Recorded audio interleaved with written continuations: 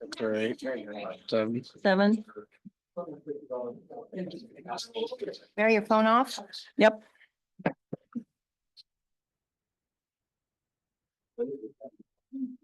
All right. Please make sure you remember to speak into your microphones.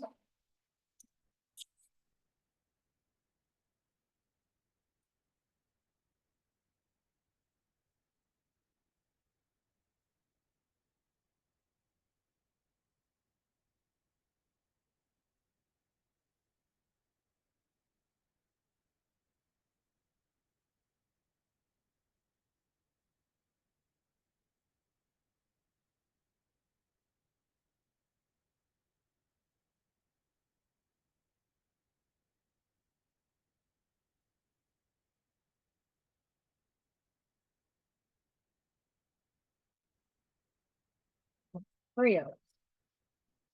No.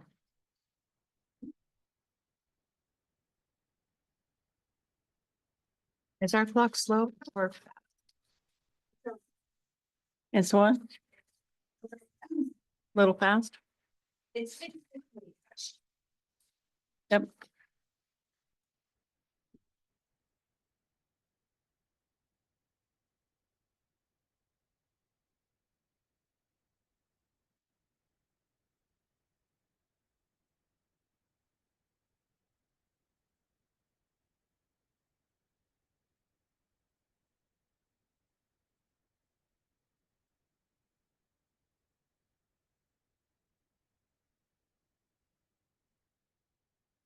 Everybody's always so quiet that last minute. I'll call the meeting to order. June, do you have the roll call? Right? And we will start with the pledge of a call to order and the invocation by Seabird Chapel Church of God Pastor Jim Minkler. If you'll please stand. Dear Lord, thank you for this beautiful day you've given us. Thank you for another day in this beautiful place, in this town that you've placed us in. And Lord, I ask that you be here in this room, that you would give wisdom to these men and women on the council tonight, that you would guide them, help them to make decisions that best support this town.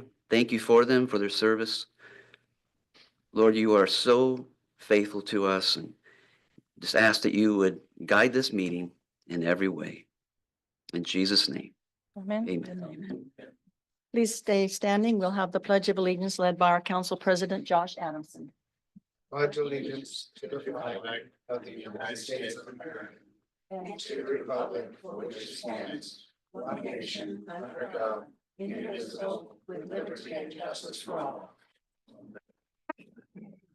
Oh. So apparently we don't have a volunteer of the month, but Beth just wants to spend a minute just to urge, come on up, Beth, and Beth Patrick from GBA.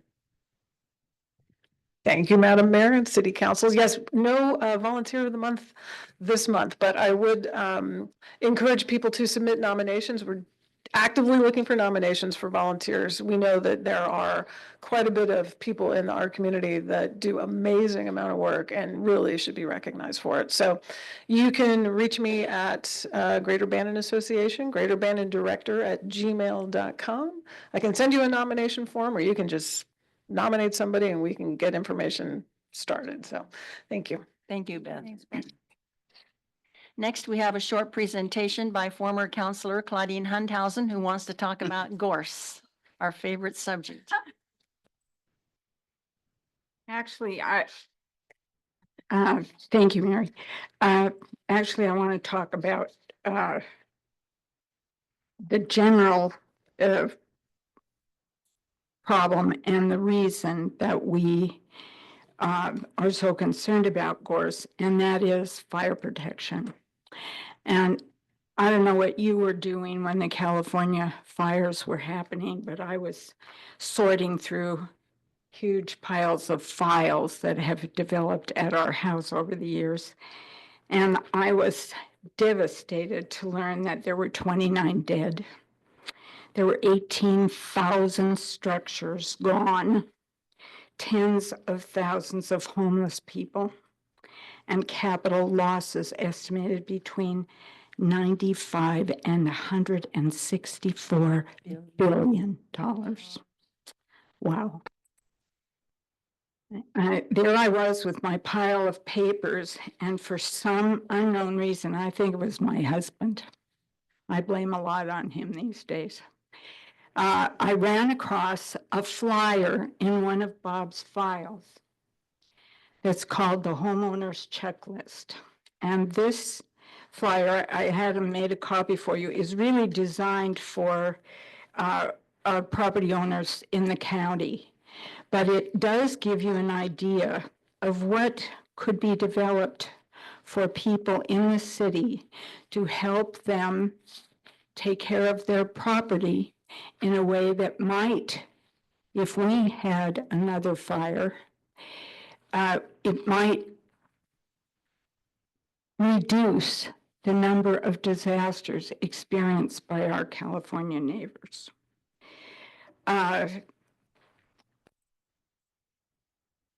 Some on this list are really good ideas, and some are, as I say, not appropriate for city dwellers. We can't very well create 100-foot setbacks on the city lots, but we can pay attention to things like the kinds of plantings that we use. Some trees are much more flammable than others.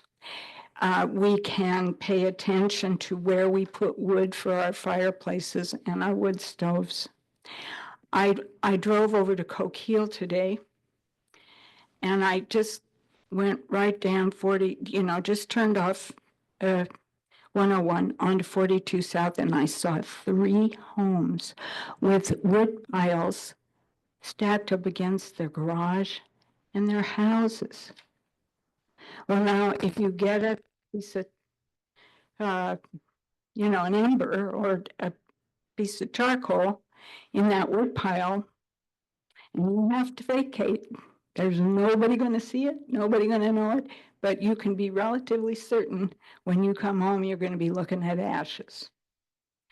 So there are all kinds of things that we can take into consideration.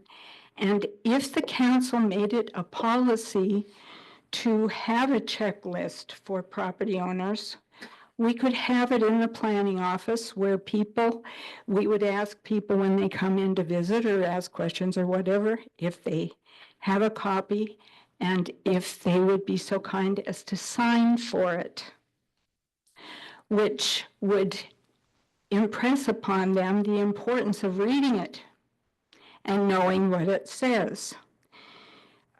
So that was one idea that sort of went, wow. And then it kind of expanded in my mind. And so I called the Coos Forest Protective Association this morning, and they're just great people. And they said, oh, we got all kinds of stuff here.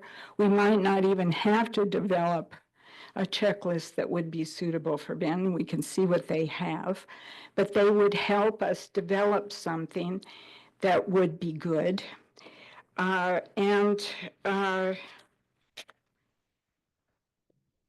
Those procedures regarding the checklist could be embraced in council policy, which would create a public record so that Bandon can say, we have done the most the law will allow us to do, we deserve help.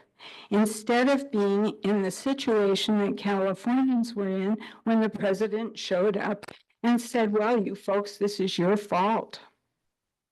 So we don't know how much help we're going to be able to give you. We want to be able to say, we work on these issues and we try to educate our property owners, and that is our policy and it's ongoing. Absentee owners are an issue in Bandon because often they buy property for investment purposes, or maybe they've purchased a property that is for their little dream house when they retire, and they don't have any thought about keeping it clear of gorse while they wait 10 years to use it. and that gorse is blooming beautifully and reseeding the neighborhood.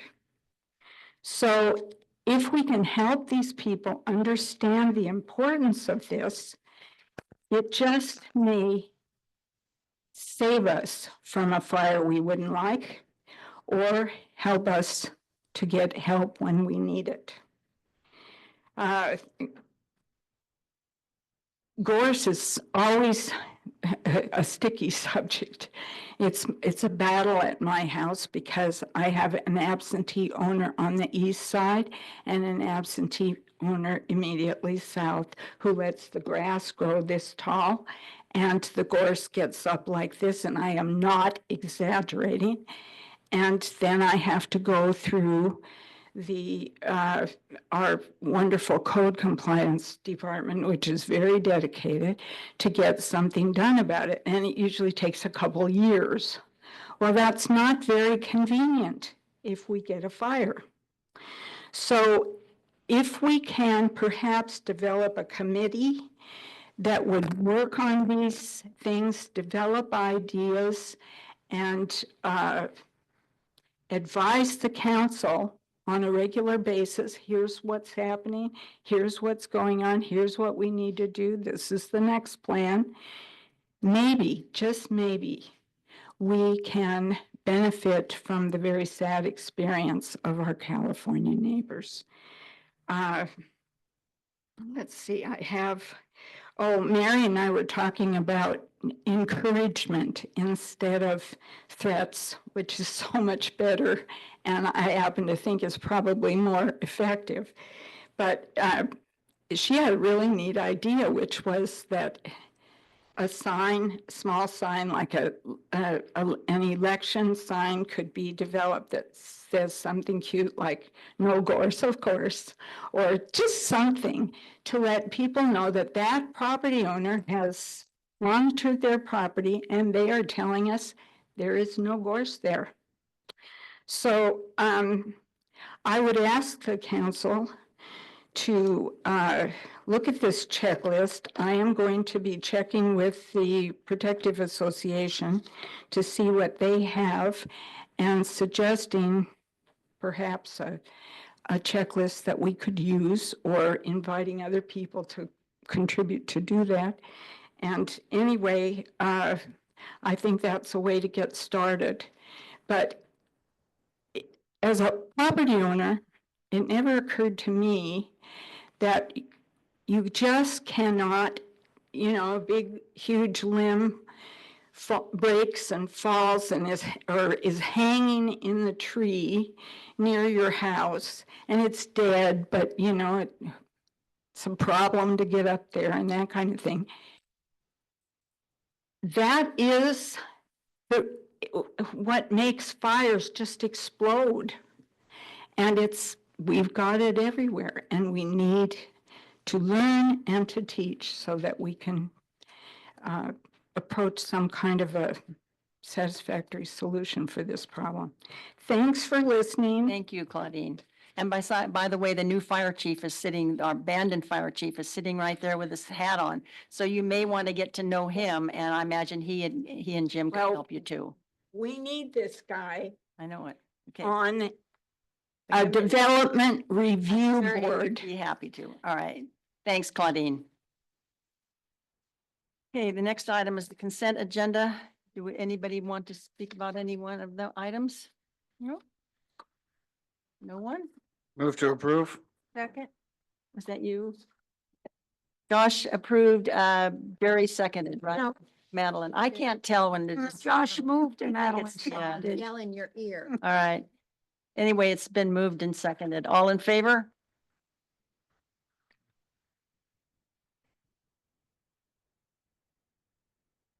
Okay, under old and new business. The first one is tree removal request for 13th Street Southeast near tax lots 11,500 and 11,501 of map 28 South, 14 West, 30 CC.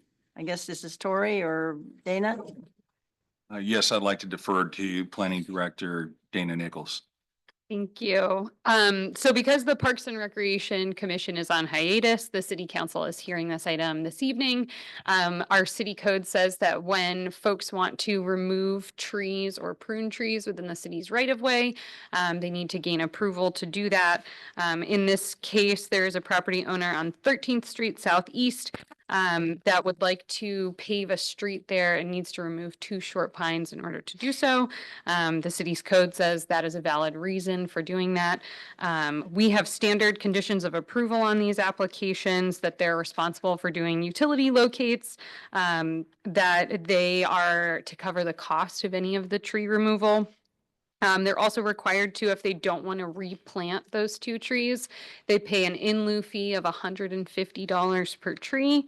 And they have to obtain a public works permit in advance of the work and let us know when they're going to do the work. So we are recommending this evening that you approve the request as submitted, and that they would pay that $300 tree removal fee to us. Please let me know if you have any questions. Madam Mayor, I make a motion to approve the tree removal request on 13th Street Southeast with the general permit conditions listed on the application. I'll second. Been moved by Madeline, seconded by, I'll let Bear do this one. Okay, you can do. All in favor? Unanimous. And the next item is Resolution 25-01 to adopt the Old Town Bandon Conceptual Streetscape Plan. It's also me. So thank you. We brought this item to you last month, and the city council had a few questions and things that they wanted more information on. We did make some changes to the resolution to make it a little bit more clear that before any sort of expenditures occur, this item comes back to the city council. So nothing in this plan would be constructed or planned for until the city council made that motion to do so. The other questions we had were about the traffic and delivery truck parking. I did include for you the traffic analysis that the consultants prepared in developing this plan, which does include for different truck turning radii. So you can see that that was accounted for in the plan. We also provided you a clearer version and a larger version of these plans, so I hope you were able to look through that. We also made it a little bit more clear about the comments about private property. So to clarify, this is a conceptual plan that does show certain items located on private property. In no way does passing a resolution to adopt the concept plan mean that the city intends to acquire or condemn any of that property. It's just a way to visualize and be inspired by what Old Town could look like if there was possible infill development. And we did remove any references in that resolution to removing any parking because, again, if built out, this plan would at least keep the same number of parking spaces.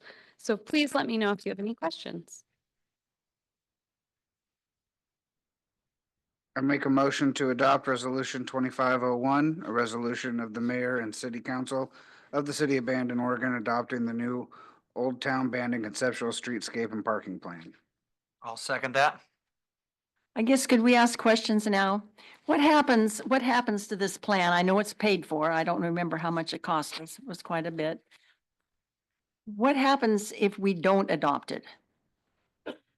I think I'll defer to the city manager. Well, what's the difference between adopted and not being adopted?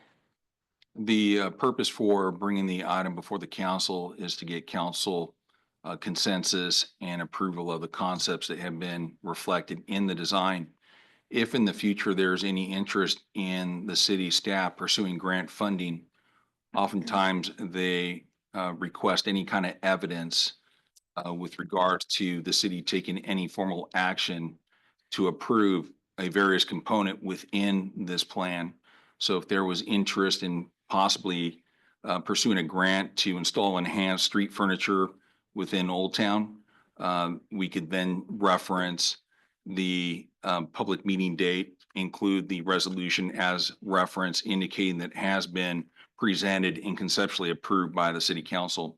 And as Dana indicated, if at any time in the future there's interest in pursuing or implementing a component of the plan, we would then prepare more detailed or refined drawings to support that and present it to the city council for final approval and the award of any required funding, whether it be through the budget process or by way of city council action in the assignment of funding to support the project. And what about reversing like Second Street? Is the Second Street going to be reversed? There's going to be one way in front of Laurel? What's the story there? The concept plan does show that Second Street could move to a one direction, so just everything moving west, and that would allow for the addition of more parking in that area. And again, if this were ever to Yeah. materialize into an official project, we would have to have civil engineering support that and warrant the improvements. And the reason why we would pursue civil engineering drawings to support that and have the council approve it is to reduce liability. If for some reason in the future, an improvement was made with regards to vehicular traffic, and let's say, unfortunately, a pedestrian was injured as a result of that, there would be some form of immunity if we went through the proper procedure to obtain the approvals. So even though conceptually is reflected on this plan, we don't necessarily have the engineering documentation or support to implement that anytime in the near future.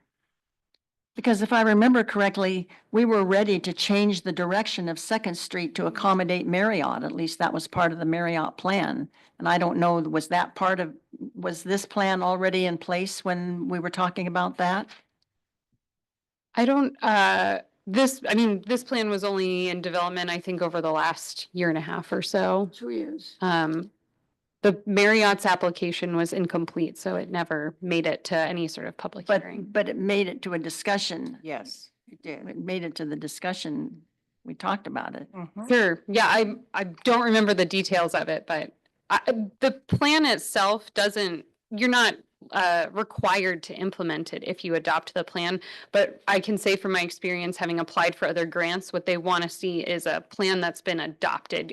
Like a good example would be the transportation system plan that we're working on right now. I couldn't apply for a grant using that plan that wasn't adopted. So if there was a project in that plan that you wanted to pursue, you'd have to adopt that plan in order to put that in the grant application as a plan that references a specific project. So I would say like that's a good reason to adopt it.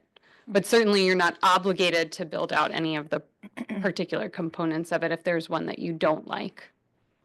It also many- says in there that we can consider other alternatives should there be a desire to change any of the project components. Yeah, that's why I didn't. I just think this whole thing is premature. But we're not actually voting on any of the changes. I know what we're voting on, Archie. Okay, you guys. So if we gotta get an engineer, if we're gonna change it, the flow, why don't we just approve this when something comes up? Hey, we got grant money, let's approve this in. Doesn't work that way. Because Dana said we can't get grant money unless we prove it. Well, I mean, if, But grant I money doesn't understand. cover the whole project anyway. Grant money is only a portion of it. Well, but We there's have to come up with the money. so many different things in this plan, right? There's 100 different improvements. The Well, flow of traffic is just one which we would need to engineer. But to change the lighting down there or to plant trees or something like that, we wouldn't need an engineer. but then we don't need They a could plan for perhaps that do either. We don't need a conceptual plan to do that. I guess we've been No, burned too But they many need a times. plan to go after grants to do so. Right? so We're why not actually. why couldn't we have a plan then, make a new plan on lighting or a new plan for seating or a new plan Exactly. for bike racks? As we need it. Yeah. I guess we've been burned too many times, Yes, you know, we us have. who've been around a while. I mean, But- 20, 30 years. We know that the shelves are lined with plans, most of them which never came to fruition, but sometimes years later, they'll say, they'll bring something to us and then they'll say, well, you approved it. The Mhm. council approved it. Yep. We've heard that over and over again. I remember Matt used that against us several times. We were shocked and he said, well, you approved it. But Yeah, that was, we're leery about what we approve, okay? That's all that's I can not- say. that's not this, a concept. yeah. We aren't This- approving You can feel the way you anything do. except a concept. Hmm. I mean, that's like when, who was it? Somebody said, well, I have a concept of. Yeah. Oh, Bring your mark down. Just because something backfired a long time ago doesn't mean this document here is, if you read the verbiage in it, the city staff did exactly what we asked for at the last meeting. We asked them to broaden the verbiage and make sure that we weren't locked into anything. So that's exactly what they did. We're not locked into anything on this. As long as we're not locked in. There's no guarantee though. Well, There's a motion and a second on the floor still. yeah, but we are still talking. We haven't coined the question yet. But as long, I guess if you addressed all of the concerns, you know. I tried. I mean, I can read you the language that's in there. That we tried to make it, you know, as broad as possible while also still adopting the document. So it makes it possible to sort of pursue any of these projects if you want to. But, you know, we did say approval of this conceptual plan does not preclude the city council from considering other alternative design options or outcomes in the future. Inclusion of private property within the conceptual plan does not imply any present or future intent to acquire and condemn any property. And that you will allocate funding for these projects through the budget process when you determine it's appropriate to implement any component of the plan. So it doesn't hold you to this, and it would still allow you to go through any sort of process to implement any component if you wanted to. Why did we do this in the first place? I mean, it wasn't my project that I brought forward to you, so I can't really speak to that. You know who brought it forward? I mean, the city manager at the time did. Dan Chandler? Oh. was at the meeting. But I believe that the intent of it was that you have urban renewal dollars in Old Town. There's a desire, and we hear a lot from our community that they want to see Old Town spruced up. They want to see it look a little bit nicer. And without a plan, it's challenging to move forward on that sort of thing. So if you want to see sidewalks, if you want new wayfinding signage, if you want lights and other things, I mean, that's what this plan kind of details, locations for those sorts of things and design concepts that, again, you don't have to move forward with specifically, but it's just a way to visualize or be inspired for what could happen down there. Okay. That's their concept, not ours. Okay. All right, so I'll call for the question. I think we better raise our hands because I'm not sure it's going to be unanimous. So all those in favor? Opposed? Well, I will say that this was with extreme reservation. But after you've answered all of the concerns that we had last month, I am going to support it. I hope it doesn't backfire on me in a year or so. Oops, she's going to kill me. But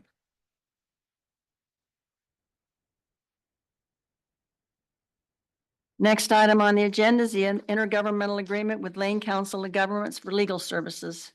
That one's me again. So this is a request to sign an intergovernmental agreement with Lane Council of Governments for legal services. We have a need. There are some specific instances, since our wonderful city attorney also sometimes represents individuals from the community where she is unable to participate in city matters. And so we're looking for an outside agency to provide that feedback and guidance to us when needed. The Lane Council of Governments is, we also contract with them already for GIS services and for planning services. They're a sort of an interesting type of government that can fill in the gaps for local governments. And so this is one of those we're asking them to fill. We all thought it was very interesting, but their billable rate is only $100 an hour, which seems like a deal for legal services. So signing agreement before they change their I minds. couldn't believe it. I thought that might have been a typo. It is. I checked in multiple iterations of this, and they all say $100 an hour. So I'll confirm for you, but Are there any dues or anything to pay? we that you do pay? we do pay dues to the Lane Council of We Governments. already do. We already do. Yeah. Yes, so I can't understand why we would not do this. And I mean, I wouldn't work for $100 an hour. Yeah. So it's a really great agreement. We hope that you will sign. But please let me know if you have any other questions. Anybody have any questions? Motion to adopt intergovernmental agreement with Lane Council of Governments. I'll second that. Jerry seconded. Madeline made the motion. Jerry seconded it to enter into an agreement with the Lane Council of Governments for legal services. All in favor? Unanimous. The next one, an ordinance vacating Helena Street, George Street, Matilda Street, and Mary Street in the Bandon Beach subdivision in the city of Bandon. I mean, I even hate to say that, it's so silly. Well, Place we've never, ever heard of. I know, and hopefully this is the last time you have to read this one. This is the ordinance just documenting the decision that you made last month in your public hearing to approve this vacation. I will note there is one mistake. I promise at some point I'll get this right, but in your recommendation, it should be under 2, make a motion to move to a second reading, the ordinance 1668. But please let me know if you have any questions. Okay. Motion to move 5.4 ordinance 1668 to a second reading. Second. Been moved and seconded to move it to a second reading and now, oh, wait, we have to. Shayla's got to read it. Read it. Sorry, can you tell me who seconded? Jerry. Jerry, thank you. But first, Got to read it first. she's got to read it by title and then we'll have the motion. Right. This is ordinance number 1668, an ordinance vacating Helena Street, George Street, Matilda Street, and Mary Street in the Bandon Beach subdivision in the city of Bandon. Now I'll call for the motion.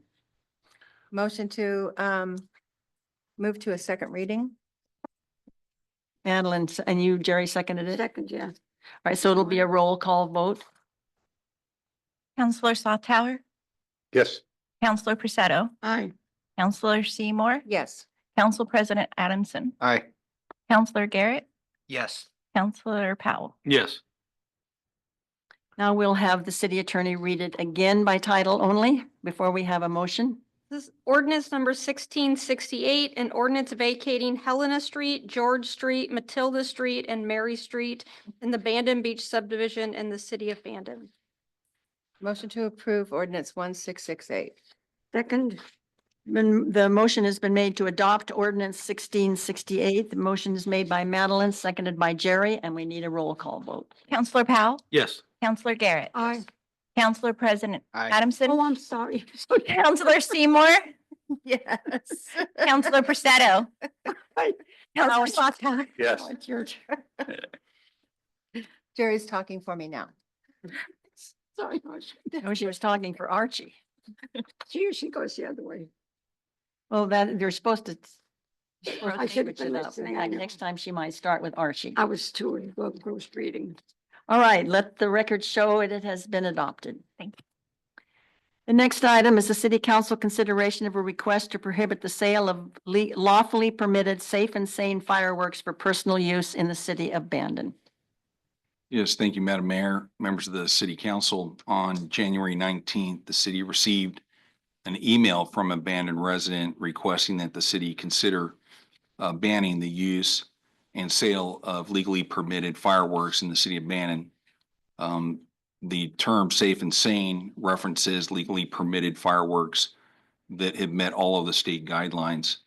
With that said, the resident indicated that he is requesting that the city consider banning the use of fireworks because it was his opinion that it encourages or promotes the use of illegal fireworks.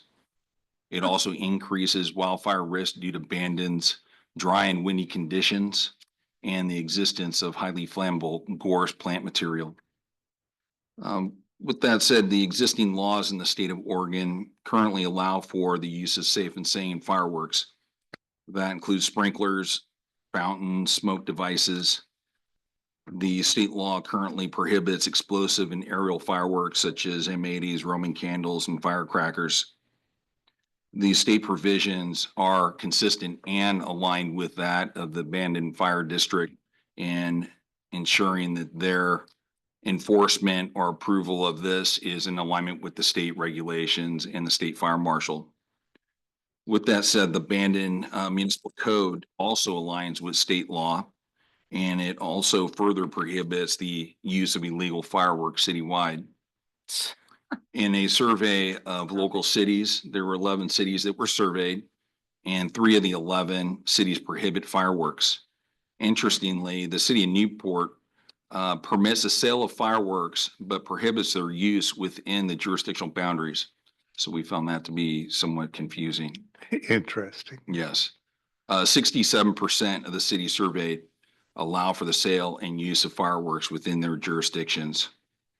whereas 78% only permits their sale. There are some potential impacts that the council should take into consideration when determining whether or not there's interest in prohibiting fireworks citywide, and that is the economic implications. And based on some reports that staff has received from city staff who were here at the time, approximately 20 years ago, there was an aggressive campaign on the part of the police department to advise persons in advance of the 4th of July that the use of illegal fireworks would not be tolerated and strictly enforced. And with that, they experienced a 50% drop in the attendance at 4th of July. And what they found was that the residents with families that wanted to partake in using fireworks went to other municipalities where they could both observe a fireworks show and then light fireworks with their families. Enforcement challenges, as you know, we have a small police force. We have 6 sworn police officers. At any given time, we only have 1 police officer on duty. With that said, there would be accommodations made for the 4th of July to have additional law enforcement resources.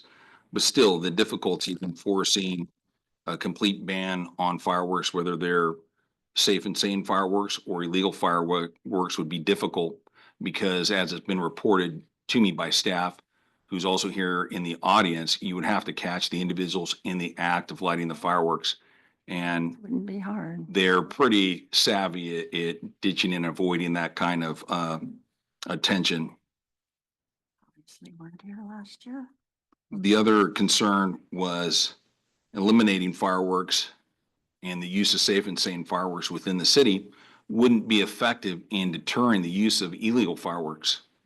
And a lot of the impacts and concerns that have been raised about both illegal and legal fireworks are the noise, the pollution, the danger it causes. Yet within the donut hole and areas directly adjacent to the city, this would be legally permitted with regards to the use of safe and sane fireworks. There's also other regional agencies that we'd have to contend with.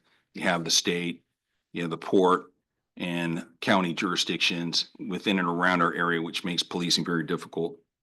So, Excuse me then. So you're saying that you're concerned because in the donut hole, they might be using sparklers and No, cherry bombs because that's what's legal. yes, no, the concern is that the impacts that are generated by using, whether they be safe and sane fireworks, such as exposing potential fire risk, wildfire within these unincorporated areas, which still have the same effect as if they were lit here within the city. And then to further emphasize that, the use of illegal fireworks, you'd have to police those as well to reduce the noise impacts and the sensitivity to animals that many of us are concerned about. So there are alternatives to a complete ban that you would likely consider as well. And that's, again, continuing with an enhanced and comprehensive educational campaign to deter people from using illegal fireworks. We could promote safer alternatives such as patronizing the city's very popular 4th of July event and having targeted enforcement. And we could work with the likes of the fire district and the police department to determine how best effectively enforce that. With that said, there were also comments that were received after the initial comment, and we received an email communication on Thursday, February 27th from resident Beatty, who again disagreed that banning the sale of legal fireworks would have any kind of negative impact on tourism and local businesses on the 4th of July. He also indicated that he does not believe that the ban on legal fireworks would drive families to other cities. He also felt that pet owners would be very excited and welcome this news. We also received a letter from President Brandy Culp from the Bandon Chamber of Commerce that was submitted on Friday, February 28th. And on behalf of the chamber, the businesses in Bandon support the continued sale and use of safe and sane fireworks. They felt that banning fireworks would reduce the number of visitors that travel to Bandon and purchase fireworks and support their local businesses. They encourage the council to consider targeted enforcement and other options versus the outright ban that is presented here. So with that, staff is recommending that the city council review this information, entertain any public comments. We do have representatives again from the Bandon Fire District and the Police Department present who could field any additional questions. And we're asking that the council direct city staff accordingly. If there was interest in pursuing a ban that would result in an ordinance to municipal code, we would have to schedule that for a future item and then present the amendment for final approval and adoption by the council. That includes my comments. Well, I guess if there were any, if this was in any way reality, I would say wonderful. I have no problems with, you call them sprinklers, but they're actually, I started to sparklers. Sparklers and little cherry bombs that go, anything that goes into the air is illegal. So I'm assuming that many people here were not here last year as we waited, my brother and I and my sisters waited out on Riverside Drive for the fireworks to begin. There were more shot off in Old Town. They're not hiding in the bushes somewhere. Nope. They are downtown shooting off more larger fireworks than were shot off by the fire department. And to my knowledge, I don't know if there has ever been any enforcement.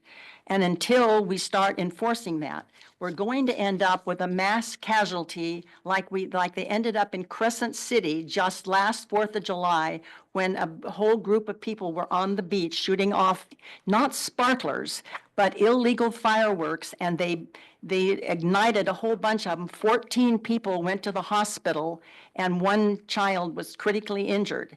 And that's what happens when you allow, no one up here, no one has any problems with the legal fireworks. But what I have seen year after year after year, there's nothing legal about what we are witnessing being shot off in Old Town. And I'm sure they're all over the county, but they're definitely in Old Town and not that hard to find. And I live just above it and it's.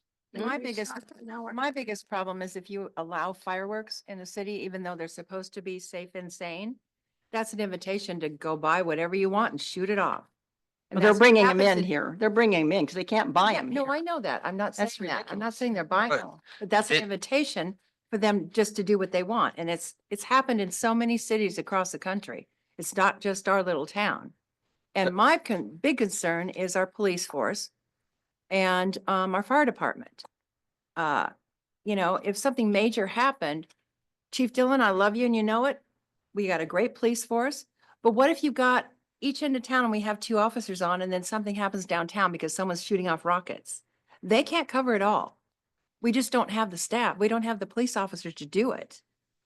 And our rural fire department, they're all volunteers, majority of them. And I can't imagine what they have to go through if something starts. That's my opinion. So I kind of feel like we're moving off of this agenda item though, because this agenda item is only about the safe and sane. Well, I know, but fireworks. it's so ridiculous because there aren't, and I've never seen There's no anybody, safe and even sane when it my comes to people neighbors buying who have a couple fireworks. little kids. Nobody's shooting off anything that's legal. Nope. Yeah, and I don't disagree there, I but mean, those are already illegal. So well, then we- maybe that- we better we can't make them figure more out how to illegal. enforce it. Maybe that's what we need. Yeah. Okay, well, I'll disagree because my neighbors do shoot off the legal ones. Uh-huh. And they buy them up here at the Mhm. little stand that pops up. Illegal ones? No, legal ones. Oh, okay. But it's the illegal one. How do you figure out where that came from? I mean, I'm trying to get to sleep because I gotta get up in 3 hours and Yeah. all of a sudden it sounds like a war zone going I know. on there. Mhm. But it's like, where'd it come from? I mean, the light's all bright. I mean, and then like you're saying down in Old Town, I don't care if you get the whole state of Oregon police down there. There's not enough place to hold everybody that you'd arrest. Well, I mean, maybe if we had a couple of arrests, just a couple, maybe we'd be looking like Port Orford where there's a speed trap. Maybe we could be the place that does actually write a ticket for an illegal fireworks. When they're larger than the fireworks that the fire department's shooting off, there's got to be. I don't think, how much was the fireworks show last year? 15? 25,000? Okay. Yes. I don't think they're bringing $25,000 to the fireworks here. Doesn't look like it. I mean, but- It's not that, They all that come from much. China, so. Well, you must not have been downtown or up. Well, on I heard it. Riverside Drive. I heard it, but it's like, Okay. you're But gonna it's, tell me it's but worth they're all $20,000? what we're hearing are illegal. Right. If we could just even move toward letting the public know that we're going to enforce illegal fireworks, it will go a long ways toward Okay, but that, safety and fire. you're talking about the same thing as the guy down here feeding the seagulls. Mm-hmm. It's not gonna happen. Nope. Well, it's not, Like the law says. well, wait, maybe we better hear from the chief. If it's not gonna happen, I want to hear from the chief. He was waiting. All right. If it's not gonna happen, He then knew it was coming. So, yeah, just to be clear, we're talking about illegal fireworks first. Yeah, I'll like address that. mortars. So apparently there is a problem. I think we can all kind of agree on that. And what I'll do this year is I'll make a concerted effort to have multiple officers Thank on to you. try and address that. However, when you sit up here and you say they're going off in Old Town, I see them, I see that. How many of you are wearing badges, guns, and driving patrol cars? No, I don't want to. None. So when that patrol car pulls onto the block, they hide them, they put them away, and then I have to send Officer Owens into a mob of 30 drunk men to try and determine who's firing, and it turns into a melee, and it usually does not produce an arrest. I think in 20 years, I've arrested one person for illegal fireworks. Just happened to be here in Bandon, right around the corner from Wilson, as a matter of fact. okay, so Not that Wilson's anything to do you with will it. agree then that we did not run off the 4th of July revelers because of enforcement. No. In 3 years, you've had one citation. Personally, I've made one arrest. As far as the safe and sane fireworks which is what we're talking about, Well. I'm it's not what- not, everyone here, imagine Sergeant Whitmer rolling onto someone's lawn with his patrol vehicle and snatching a sparkler out of a 6-year-old's hands. Is that the Yeah. kind of community and ethos we No, want to, it's that's what we're discussing, right? This, But I it's, mean, I think we don't that's really need true. to but- consider that. But what led to Mr. Beatty and other people bringing up this concern were not the sparklers, but all the illegal fireworks that are being shot off all over town. And the I- fire danger is, Okay, I guess I think the question might be though, if we did pass this ban, would that make it easier for the police department or the fire department to control the illegal ones, since you can't have any? no. It It's wouldn't gonna- make, it's gonna wouldn't make happen. I any. mean, no, I can't, I don't see a scenario where that makes it any Okay. easier. I mean, speeding's illegal, and we don't really have a good handle on that. Like I said, we will make a concerted effort this year to have multiple officers on to try and address, because I think what Madam Mayor is saying, I did hear last year was pretty ridiculous It as was far as the ridiculous. aerial stuff. And even if we don't catch them, no, if they're patrolling through the area, might be enough to That will prevent be a a- fire or an injury. that's what I'm something along hoping. those That will be a lines. big help. Yeah, that's. Really will be a big help. I'm, Just the presence down there. Yeah. Because eventually something like this is going to happen, or a fire, God forbid. We haven't had as much rain as we've had in past years, and we're just an accident waiting to, you're Right. talking about the 30 drunk men. Yeah. That doesn't exactly, yeah, No, that's the ones that are letting it off. I know it. That's a lot of the reasons why you're getting injuries. They're not concerned about fire danger or other people either. That's really dangerous. But in fairness, the city show has also caused fires. Yeah, but at least the fire department's over there. They are, yes, Yeah. and it gets put out very quickly, but They're on. I remember one year they had a fire. I'm just saying. All right, well, that's just the idea. I think that Right. Mr. Beatty will, he'd And- love it if they all, but I think nobody really wants to take the little sparklers out of somebody's hand. Right. No. Little cherry bombs. In discussions with the city manager and the fire chief, how many people have complained about this? Would be my question to you. I mean, we don't want to regulate based on one person's opinion Last year You know, on the- July 6th and 7th, I got 50 phone calls about legal fireworks. of all. Yeah. So that's what we're discussing, right? Legal fireworks. No, When you, This is, sitting in your house, how can you tell what's legal and what's not? Yeah, the big, huge. yeah, there's one on there and exploding. Yeah. That's something we need to address. But, Yeah. I'm envisioning the city trying to ban Everything. the family in the driveway that's No, doing sparklers and things No. that swirl on the ground. But that seems to be Mr. Beatty's complaint, is that he Right. wants to ban all fireworks because of the illegal fireworks. well, Yeah, I don't necessarily follow that logic, but Yeah. but it's hard to have a ban on illegal fireworks when they're already illegal. I think Archie said it, you can't, or someone said it, you can't make them more illegal. but Yeah. any other questions? You're good, chief. All right. Do you want to hear That's from the debatable, fire but- chief? Does the fire chief have, Nick Sywell, do you have anything to say or introduce? I guess you've introduced yourself, but come on up anyway. I've been here before. You've been here once or before. twice. So it's been said, we have the same position as the city manager and the police chief. We've all met, we've all talked about it. And that's our concern is, we don't see the, taking the legal fireworks away from the Right. kids and that kind of stuff. It's been discussed. So we have the Okay. same stance. Well, but I think we all heard the chief say that there will be there will be some Larger enforcement. There are presence. larger presence in Old Town and so we've gained something. So Yep. thank you very much. Okay. All right. We don't have to vote on this, so No. we'll just pass it on. City Council consideration of an ad hoc committee to address financial issues facing the city's enterprise accounts, including electric, water, and wastewater utilities relating to user fees. Is this on? Thank you, Madam Mayor. As conveyed by way of the title, the city's electric, water, and wastewater utilities are facing financial issues and difficulties stemming from a 1995 charter amendment that removed the council's rate-setting authority, requiring voter approval for any rate increases moving forward. As a result of the measure and the subsequent charter amendment, there's been periodic one-time rate adjustments that have not been able to keep pace with the escalating cost of providing these services. Current user fees remain insufficient to cover not only operational expenses, but the true cost is in maintaining the infrastructure, funding capital improvements and capital purchases. As a result, the city subsidizes its utilities from the general fund at the expense of other services and programs.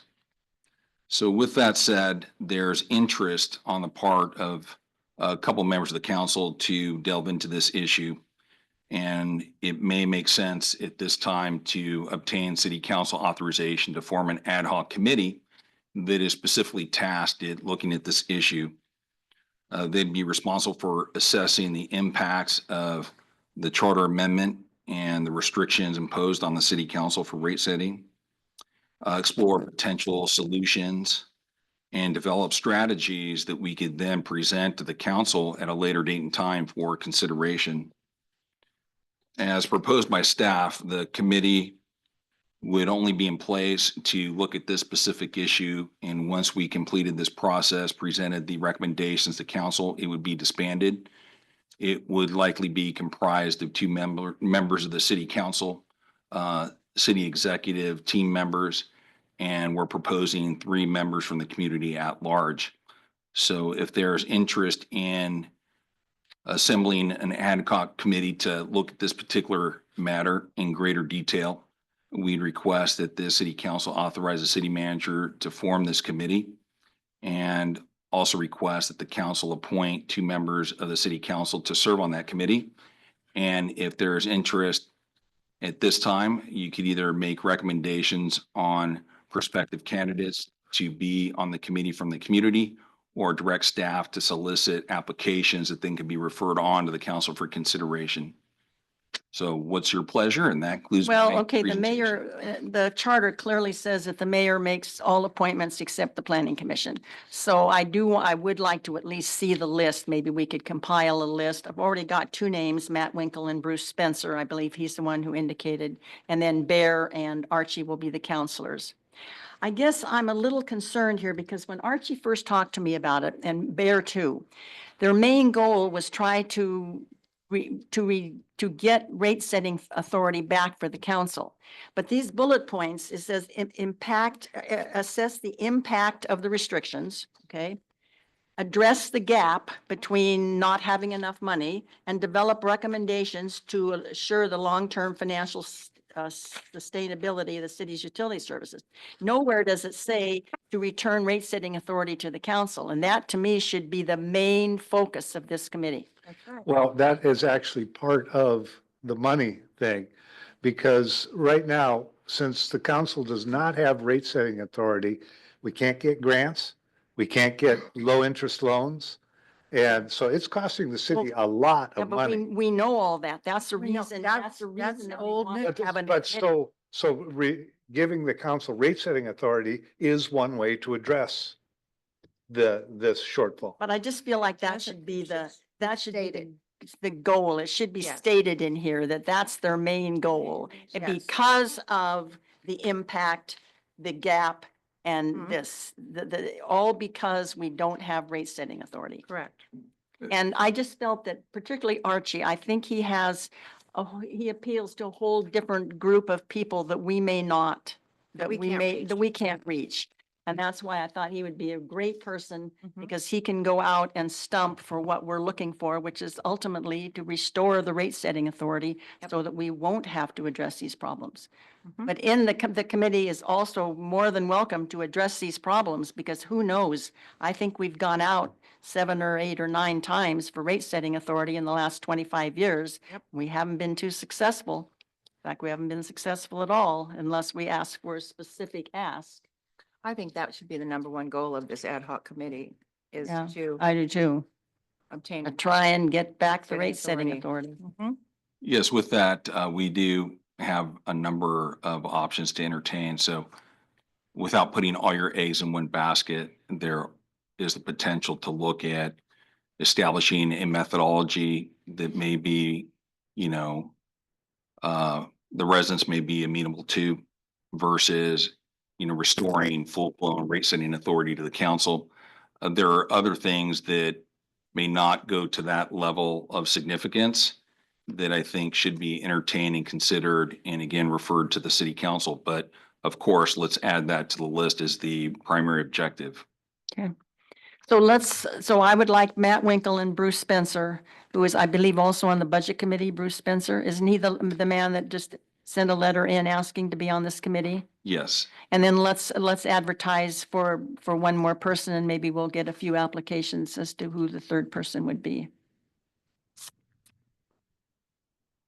So the motion today would be to establish this committee, correct? Yeah. Correct. So moved. Second. Been moved by Madeline, second by Josh, that we establish the committee to address financial issues facing the enterprise accounts. All in favor? Unanimous. Next item is the Ziply Fiber franchise agreement transfer request. That's interesting. Yeah. How much money they owe us. Uh-huh. They spent a whole day parked in front of my driveway the other day. I don't know, because I don't have Ziply, so I don't know who they were. But when I see how much money they owe us, What concerned me is little concerning. still owe us money from 2023. That's correct. We sent out invoices this past week. And the city attorney's been in conversation with the attorney representing this entity to inform them of the back owed funding. And so we're working with them to obtain the payment. But yet we've let them to continue do work in the city without Correct. paying their bills. Well, again, this was vetted once we received the request to transfer their ownership interest. We did our due diligence and Well, yeah, looked that's at whether or not there were any 2025. outstanding bills. Again, they date back to what, 2023? Mhm. And So years we, later, here we are. right. okay. But with that, we had a request submitted in writing from the parent company, Ziply Fiber, Northwest Fiber Holdco LLC. They are looking at being acquired by BCE Holding Corporation. And according to the existing franchise agreement, they're required to obtain city approval before the transfer of any ownership interest in that franchise agreement. So the council is required to review their request, not withhold any unreasonable approvals. And we think the outstanding balance of 65,000 some odd dollars is significant enough that if we were to obtain council approval to authorize the transfer of the franchise agreement to this BCE Holding Corporation, it would be contingent and subject to obtaining full payment of that outstanding balance.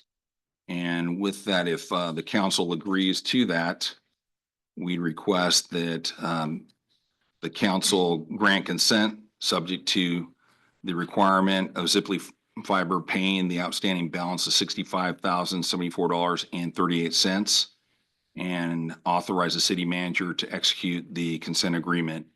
authorizing the transfer of that franchise agreement to BCE Holdings.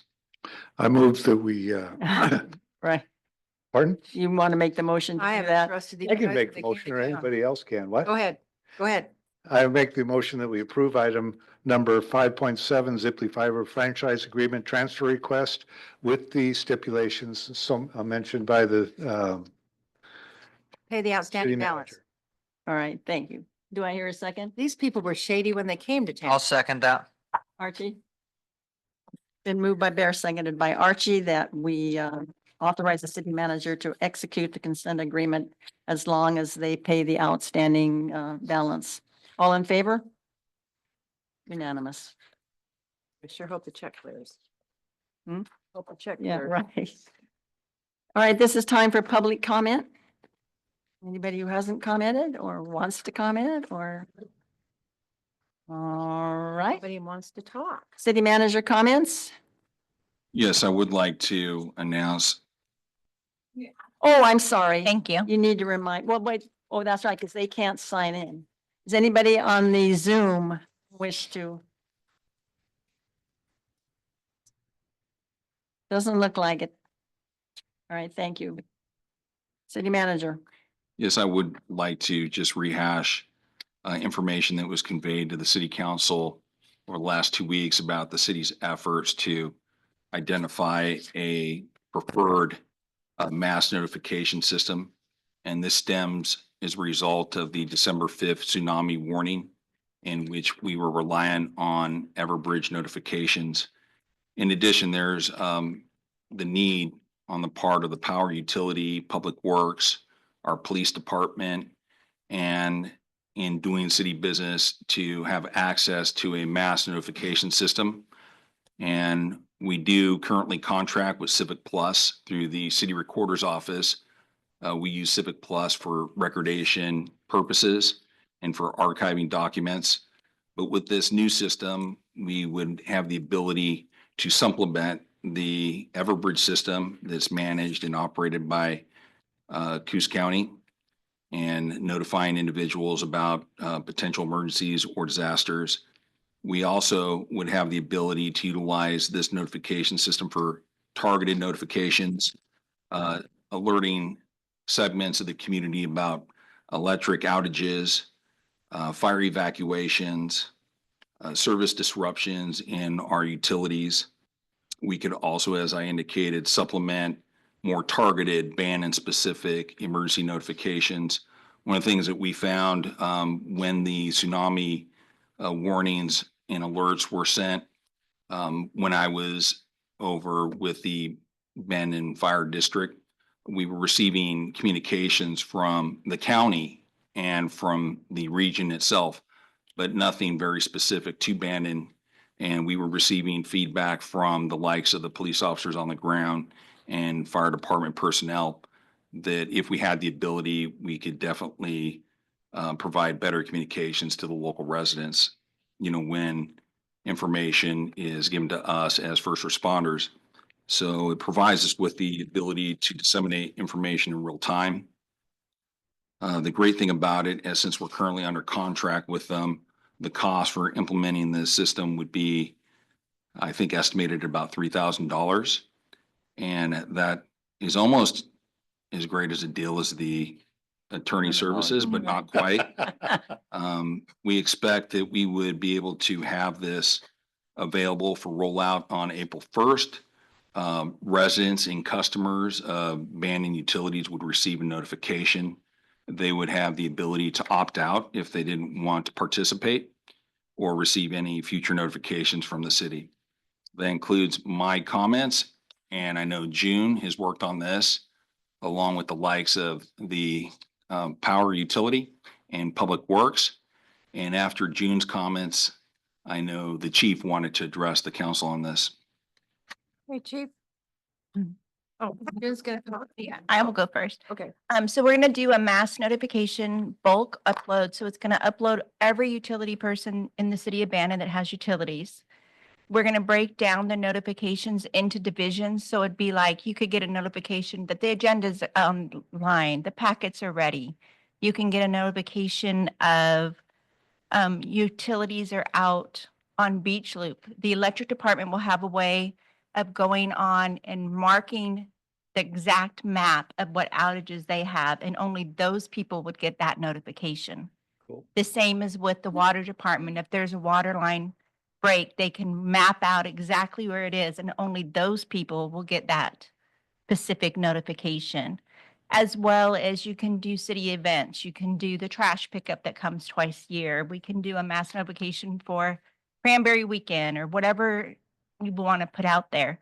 It also will have an internal notification. So we're going to set up internal communications by departments. So each department head will have a way to communicate. If something happens in City Hall, Mr. Contreras can send out a message to every staff member to let them know that something's, whatever, we're closing City Hall because of the tsunami warning or whatever. So it's one basic thing for $3,000. It's a lot that we get use of. So if you have any questions, let me June, know. it's $3,000 total. I mean, it's not yearly, It's $3,000 $3,000 a year, a year. Okay. but because we have Civic Plus, that's why. Otherwise, it's about a $7,000 system. But Right. because we already use that, we get it for $3,000 a year, which will renew annually. Okay. Okay. The form- You have to go up there. I hate to sound so ignorant, but what is the form of notification you're talking about? You will get a text message, a telephone call, or an email. You Or can, all three. or all three. We get all three from the Yep. sheriff's department. Sometimes we get 2 or 3 Yep. on each. But once the bulk upload goes and we're live, Or email or a phone? phone call, yes. You'll get all 3 the very first time if your email's on file with the city. Otherwise, you just get a phone call or a text message if you have either phone, a cell Okay. phone. And And they will call you and say, the city of Bandon is live. They're going to give you the directions. We're going to actually get a flyer that we're going to this put is out. not for a serious emergency, like Yes, it's for a both, big wave everything. or something Yeah, like that. it's for everything. It's an emergency alert as well as a city alert. What if you're out gardening? And you don't, Take your if phone you with don't you. live with your phone in your pocket. Well, It's just you're like, right. not all this. I mean, that's your responsibility to make Yeah. sure you're able to get emergency alerts. I can't foresee what they're going to happen. All right, thanks. All right, it sounds good. I think we understand. Oh, Chief. chief. You're gonna love this, Claudia. I'm gonna give you one too. Oh, So, if you recall, Madam Mayor, council members, thank you. If you recall, a while back, I went to a training and I got pretty nervous about a fire. And I started on a fire evacuation program. Came up with a comprehensive plan, is not necessarily finalized. I'd like to submit it for all of your review. I've given one to the fire chief. I've talked to several people. I'd like to get some input from fire personnel and city leaders. So I'm just gonna hand these out real quick and Okay.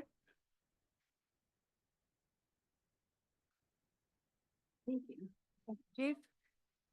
Thank you. Thank you. I'm used to asking permission from the judge to come up to the bench, so. Yeah. So I just, it's a plan I've kind of worked through. Like I said, I went to a seminar and a training on the Butte County Sheriff and all the problems he's had with fire. And then a few years back when we had the North Bank fire, it kind of scared me a little bit. And the longer I'm around here and the longer we deal with the things that like Claudine's talked about or the fires, it's felt like it was something we need to start working on. Again, this is in my opinion, a fairly comprehensive plan and laying the groundwork, but I'd like to get input from fire personnel and city leadership. So as you take some time, review it, feel free to get a hold of me. I'll probably reach out to you individually, see if there's things you'd like to add or subtract. It's the level 1, 2, 3, ready, set, go. Be ready, have a plan. I worked with Coos County Emergency Management to come up with a map, and actually Dana helped. She was paramount with that. Also, I have to give big props to Officer Carpenter because he put all that colorful stuff together and all the illustrations. He's really good at that. I am not. So props to him if he's watching, Officer Carpenter. He did a lot of that work for me. So, but like I said, what I like to do is for you to review it, see if there's anything that doesn't make sense. You might be a little confused by the map. The map, when you look at the map, it's broken up into zones and it's color coded. We would use the emergency evacuation phone system. We'll have to add that now because it came about after this was semi-finalized. So we will add that.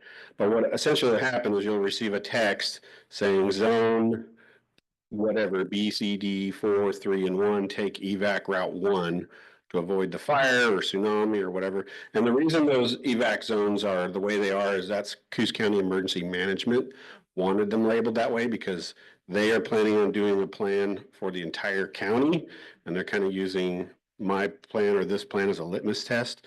So they intend on labeling the entire county, and that's the system they were going to use. So if you have questions on like why that's labeled that way, it's to configure with what they eventually are going to do. So like I said, review it, jot down some notes. If there's any typos in there, feel free to highlight them for me. And I'll be in touch, see if anybody has any concerns or questions. Any questions about it on the? Oh, nice. Okay, good. Thank you. Thank you for your time. It's great. Hey, so Dory, are you through? Yes, I have nothing further this evening. Thank you. All right, City Council, there? How about anybody on Zoom want to talk? No, that we've already done that. Oh, we did? Okay. Sorry. They already quit. They already castigated me for that. Okay, just a couple of things. One, the tsunami meeting, speaking of emergencies, was quite good. And I wish there would have been a little more time for some comments and stuff, but it was good. It was worth attending. Oh, the other thing that every week or every month, we get this pile of stuff. Is there any way we could double side this and save money? Oh, And no. No. Try that. Why- Hospital Try does that. that and talk about confusing to have an important report here and then, no, please no. Let's just spend the money to get two pieces of paper. Okay. It's terrible. Thank you for the suggestion, Mary. Yeah, thank you. Thank you for the suggestion. Suggestion is accepted. Any more, Bear? no. Any more suggestions? Any more good ideas? In his mouth now. I have no comment. Not much here. Happy St. Patrick's Day to everybody. I just want to come back to the fireworks a little bit. It said 20 years ago, somebody mentioned that enforcement caused people not to come to the Bandon for 4th of July. Well, having been at the newspaper for 45 years and mayor for 20 with almost seamless flow from one to the other, I can tell you that the reason that people stopped coming to Bandon because things like the fish fry, they used to have the 4th of July was a big deal here. And then all of a sudden it wasn't all that we had. So they would go down to Port Orford where they still had a big 4th of July. In fact, I believe Dana has spent a couple of 4th of Julys down there. And then people would come back here at night for fireworks. And the fire department for many years, they raised the money for the fireworks by stopping people coming into Bandon. And they made a sizable amount of money. They'd have a truck down by going into the Jetty Road. They had trucks all over and they raised a lot of money. But apparently the state of Oregon, the state highway stepped in and forbid the city from the fire department from doing that. So I don't believe that enforcement of illegal fireworks had anything to do because I would have written about it or known about it. Anyway, that's my comment.